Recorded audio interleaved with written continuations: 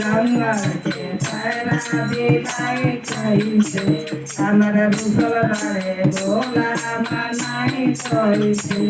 टूट गईल कहना जोड़ाई कैसे टूट गईल कहना जोड़ाई कैसे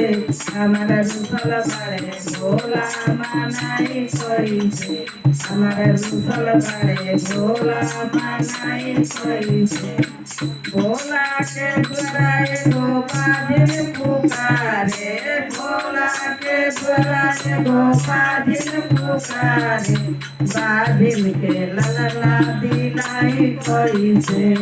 हमारा रुसल बड़े भोला मनाई कैसे हमारा रुसल बड़े भोला मनाई कैसे